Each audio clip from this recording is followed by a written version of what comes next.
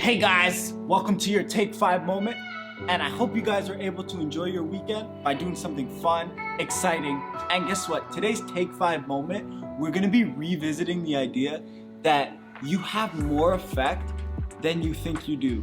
So let's go and let's look at John 6, verse 1 to 14. It says this: "Sometime after this, Jesus crossed to the far shore of the Sea of Galilee."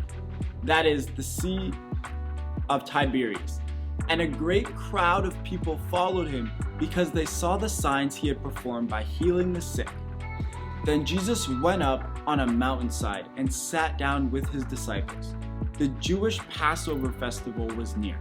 When Jesus looked up and saw a great crowd coming toward him, he said to Philip, 'Where shall we buy bread for these people to eat?' He asked this only to test him, for he already had in mind what he was going to do.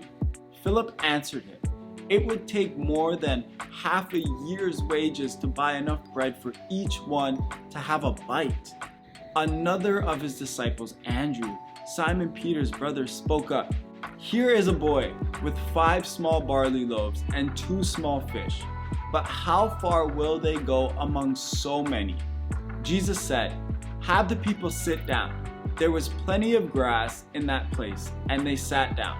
About 5,000 men were there. Jesus then took the loaves, gave thanks, and distributed it to those who were seated, as much as they wanted. He did the same with the fish. When they all had enough to eat, he said to his disciples, 'Gather the pieces that are left over. Let nothing be wasted.' So they gathered them and filled 12 baskets with the pieces of the 5 loaves of bread left over by those who had eaten.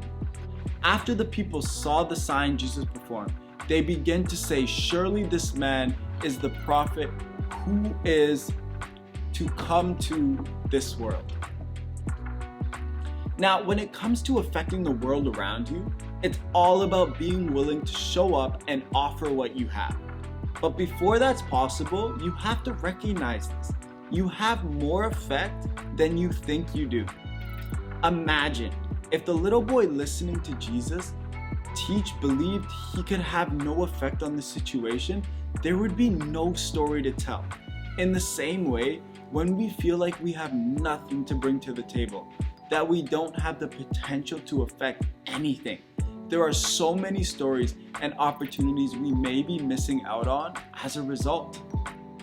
The way we see influence needs to change. It's time we begin to realize that having influence and impact is really just about being willing to do something with what you have, no matter how big or no matter how small it is. In other words, having an impact isn't about doing more, having more, or knowing more people. It's about offering what you already have to those around you. It's about choosing to believe, even when it seems unbelievable. And just imagine what God could do with the you effect in the world around you.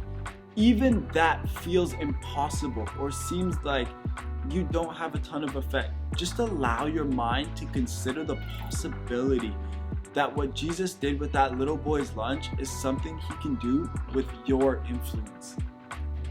As you think about this, here are a few steps to consider. Identify the who.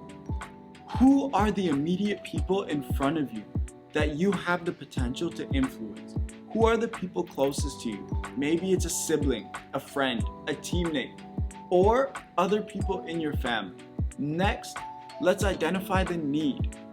What is it that the people around you need? Is it encouragement, time, someone to listen, someone to help them with their homework? There's so many things that people need around us, so let's identify that. And lastly, identify what you can do to help.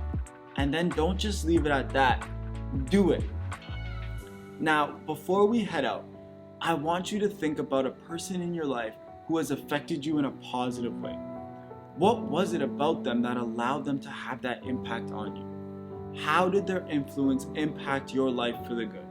In the same way that others have had that impact on you, you have the same ability to have that effect on others. I mean, that's why we have small groups. By the way, because the people around you have an impact on you, you have an impact and effect on them, maybe more than you even think.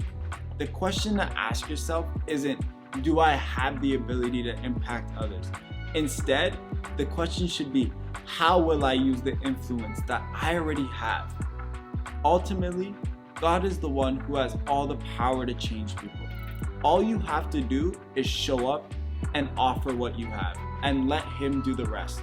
So, man, let that be our prayer today, that all we would do was show up and allow God to use us showing up and whatever we have to offer, and we're gonna allow Him to do the rest. All right, guys, it's been amazing. I hope you guys have a great rest of your Friday. Have a great weekend, and I'll see you guys this Sunday. And guess what? This Sunday is our Zoom chat, guys. So we're gonna be hanging out after. You can find the ID code and password at the end of our service on Sunday. But guys, it's been a pleasure. I will see you guys this Sunday.